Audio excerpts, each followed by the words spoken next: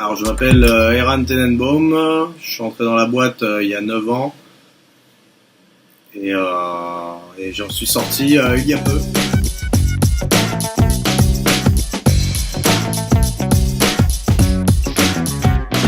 En fait, il y a mon fuseau qui est venu me voir et qui m'a dit qu'il avait vu un papier sur le bureau pour moi qui était pas très bon et qu'il fallait que je rentre un peu dans le rang, on va dire.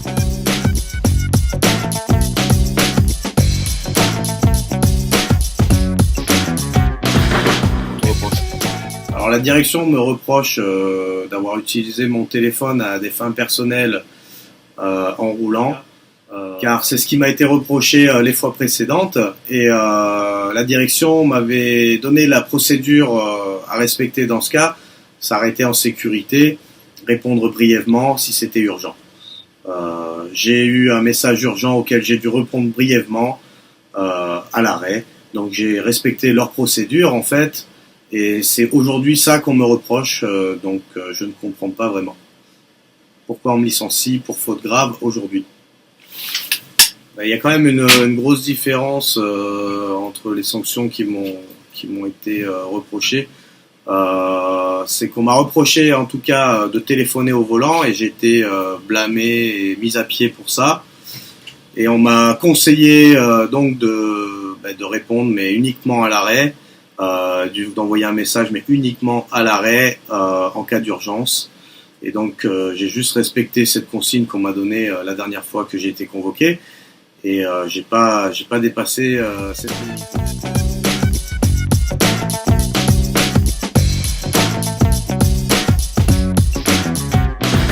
Je suis venu à ce rendez-vous comme les premières fois, sans demander de l'aide et me disant qu'il serait là.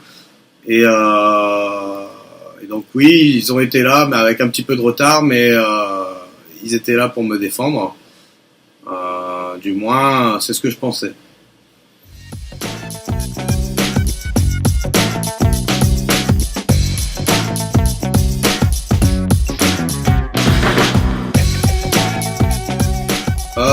Non, pas vraiment. Non, ça n'a pas été fait. Non.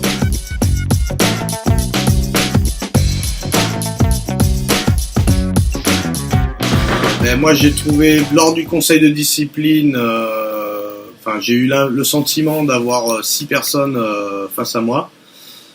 Donc il y avait 3 personnes qui représentaient la direction d'un côté, 3 du syndicat de l'autre, et donc mon avocat personnel de la CGT.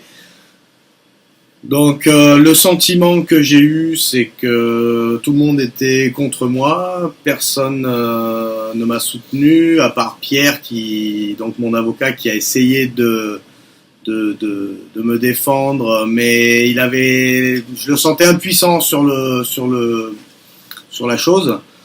D'ailleurs, après le conseil de discipline, je suis allé le voir et je lui ai demandé pourquoi j'avais le sentiment qu'ils étaient tous contre moi, et il n'a pas trop su me répondre.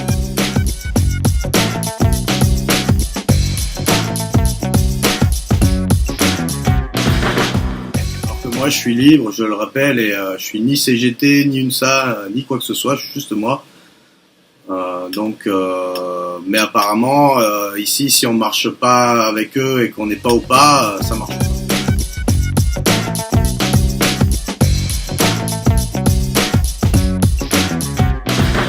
Ça serait selon eux interdit par le code de la route de téléphoner même à l'arrêt, derrière un volant, alors que c'est faux d'ailleurs. Parce que la loi, en fait, c'est qu'il faut être en mesure de pouvoir effectuer une manœuvre d'urgence. En fait, il n'y a aucune loi sur le téléphone réellement dans le code de la route. La loi pour laquelle on nous aligne, quand on nous aligne pour le téléphone, c'est pour incapacité d'effectuer une manœuvre dans l'urgence. Et donc, vu que j'étais à l'arrêt, à chaque fois que j'ai envoyé un message, j'avais aucune manœuvre d'urgence à prévoir. Donc, non, je refuse qu'on me dise que j'ai mis en danger qui que ce soit, parce que c'est faux, quoi, tout simplement. Et aussi, je sais que dans la boîte, il y en a quand même qui ont des comportements assez dangereux au volant et qui sont toujours derrière leur volant, ou qu'au pire, on met au dépôt à laver un bus, mais qu'on fout pas dehors comme ça, comme un chien, au bout de 9 ans, sans indemnité, sans rien. Voilà.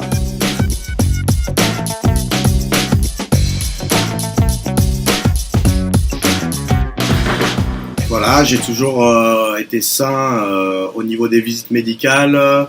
On a un contrôle quand même assez régulier. Je n'ai jamais eu d'accident corporel. Du très léger matériel type rétroviseur sur 9 ans à conduire environ 7-8 heures par jour. Donc c'est vraiment, je pense être quand même dans les éléments pas les plus mauvais quand même. Peut-être pas le meilleur, mais pas le plus mauvais. En tout cas, pas celui qui méritait d'être mis à la porte de cette manière.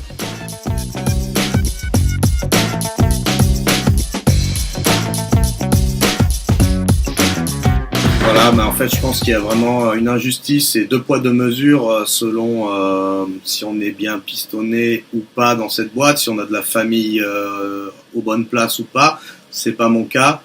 Je sais que la compagnie est capable de fermer les yeux pour beaucoup de choses et qui sont même assez sympas là-dessus et compréhensifs en temps normal. Et à la limite, je comprends vraiment pas pourquoi on en est arrivé là. En tout cas, les vraies raisons, je pense pas que ce soit d'envoyer un texto sur un arrêt.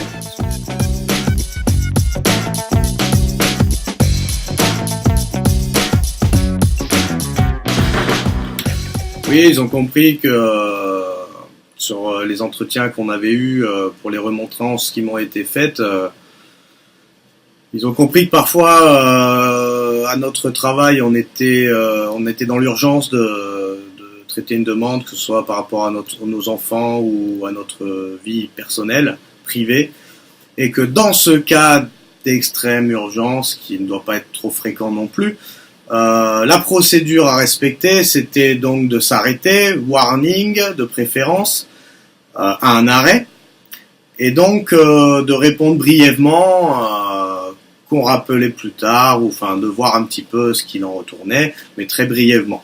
Voilà.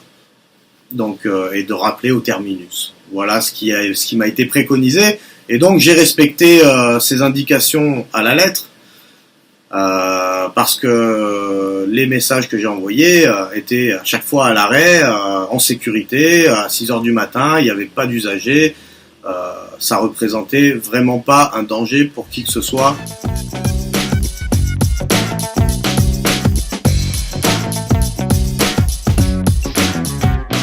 C'était comme un monologue, si vous voulez. Eux, ils avaient déjà leur petite idée. Je pense que mon sort était déjà jeté. En fait, quoi que je dise, en fait, je pense qu'ils avaient déjà fait leur choix. C'est un peu comme une comédie, en fait, quand on monte là-haut pour des faits comme ça. Ils se voient d'abord entre eux, ils discutent sur nous. Nous, on vient, on se défend comme on peut. Mais quoi qu'on dise, ils ont déjà fait leur choix sur nous. Donc en fait, je suis allé faire mon acte de présence, mais je sais très bien que ma parole n'a aucun poids en fait là-dedans, quoi.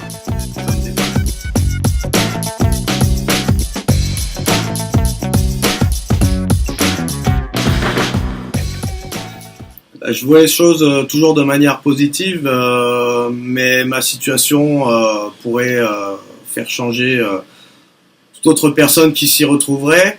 Car actuellement en fait et la direction le savait, vu que moi je leur ai demandé, je leur ai dit ok, j'ai fait une petite faute, maintenant je vous demande juste d'être clément parce que ma femme en fait est au chômage, on cherche un appart en ce moment, donc début mai on est à la rue, les syndicats le savaient, la direction était au courant de ma situation, j'ai une fille en garde alternée. Et donc, finalement, je leur ai juste demandé quelques mois, le temps que je puisse me retourner, même reclasser à un autre poste, le temps juste que je puisse trouver un logement et pouvoir au moins m'en sortir par la suite.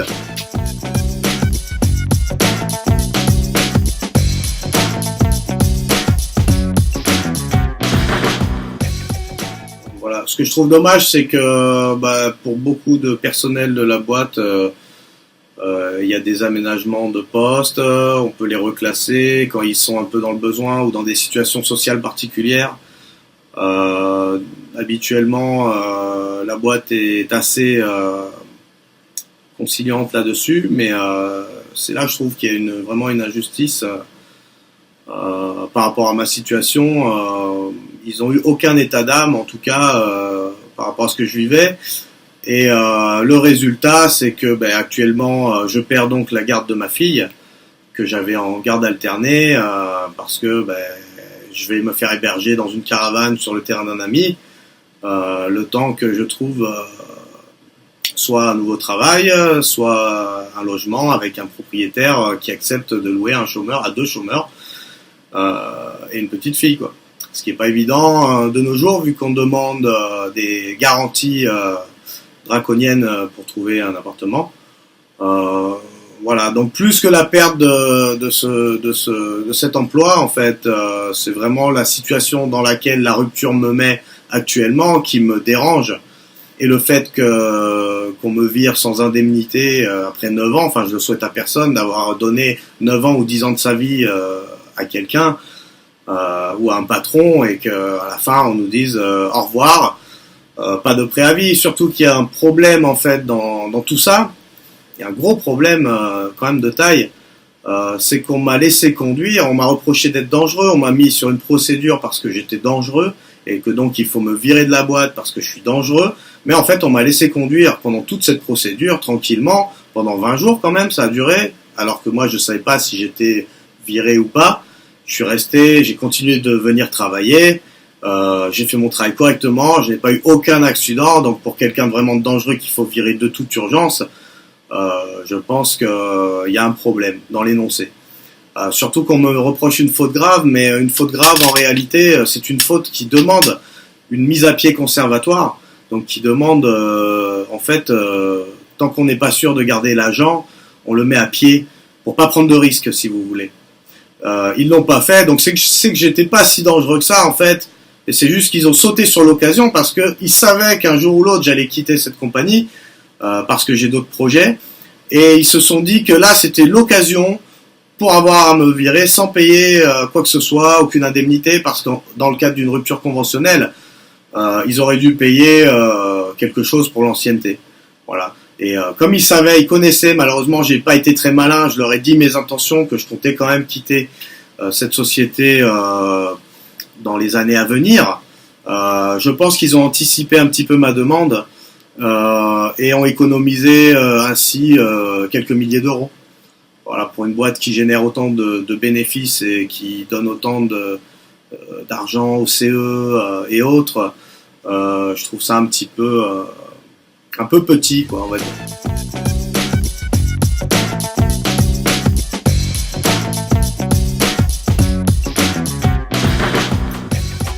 Non, je me suis pas vraiment senti aidé dans cette procédure. Je l'ai pas senti bien sur toute la ligne.